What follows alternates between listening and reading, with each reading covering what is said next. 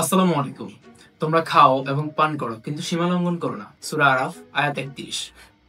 রাসূল সাল্লাল্লাহু আলাইহি সাল্লাম বলেন, তোমার পেটকে ৩ ভাগে ভাগ করো। ১ ভাগ খাবার, ১ ভাগ পানি এবং ১ ভাগ ফাঁকা রাখো। ৩ মেজি। এসব ছিল শুধু ধর্মীয় উপদেশ নয়, এসব ছিল ভবিষ্যতের জন্য ভয়ঙ্কর স্বাস্থ্য ঝুঁকির সতর্কবার্তা। একসময় মানুষ মরত খাবারের অভাবে, খাবারের জন্য হাহাকার, দুর্ভিক্ষ, বন্যা, অনাহার।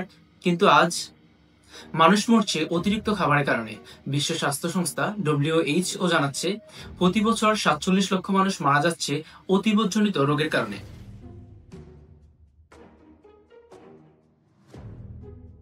বাংলাদেশে প্রায় প্রতি ৫ জন প্রাপ্তবয়স্কের মধ্যে ২ জন স্থূলতায় আক্রান্ত।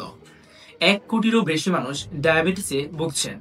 এছাড়াও হার্ট অ্যাটাক, ফ্যাটি লিভার, উচ্চ রক্তচাপ ইত্যাদি এগুলি ধীরে ধীরে মানুষকে নিঃশব্দে গিলে খাচ্ছে।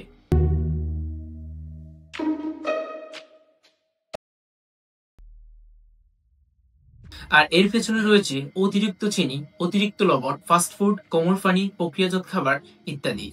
এইসব খাবার আমাদের শরীরে তৃপ্তি দেয় না, বরং ধ্বংস করে হৃদয়, লিভার, মস্তিষ্ক ও হরমোনের স্বাভাবিক ভারসাম্য।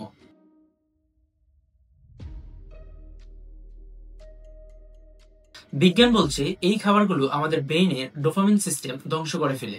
ফলে আমরা শুধু খেতে চাই, আরো খেতে চাই, মনে হয় না খেলে বুঝি শান্তি নেই।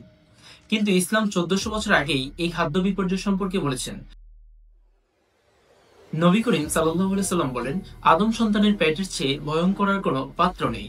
তোমার পেটের ১/৩ খাবারের জন্য, ১/৩ পানির জন্য এবং ১/৩ শ্বাসের জন্য রাখো। তিরমিজি হাদিস নং ২৩৮০। সমাধান সমাধান আসলে আমাদের প্লেটেই, আমাদের কন্ট্রোলে, আমাদের আত্মসংযমে। Mindful eating. খাবারের সময় মনোযোগ দিতে হবে খাবারের দিকেই, মোবাইলের দিকে নয়। হজম হওয়ার আগেই দ্বিতীয় প্লেট খাবার নয়। প্রাকৃতিক খাবার বেশি বেশি খান, প্রক্রিয়াজাত খাবার থেকে দূরে থাকার চেষ্টা করুন। নিয়মিত হাঁটুন, হাঁটাহাঁটি বড় ঔষধ। প্রতিবেলা খাবারের পর একটু হাঁটা হজম প্রক্রিয়াকে গতিশীল করে। খাবারের সময়ের সুন্নতগুলোর দিকে লক্ষ্য রাখুন। আর মাঝে মধ্যেই রোজা রাখার অভ্যাস করুন। রোজা আত্মনিয়ন্ত্রণ শেখায়। মনে রাখবে, খাদ্য যখন নিয়ন্ত্রণে থাকে, জীবন তখন স্বস্তিতে থাকে। আর খাদ্য যখন নিয়ন্ত্রণের বাইরে যায়, জীবন হারায় তার স্বাভাবিক স্বস্তি। ধন্যবাদ সবাইকে ভিডিওটি সম্পূর্ণ দেখার জন্য। আপনার মূল্যবান মতামত জানাতে পারেন কমেন্ট বক্সে।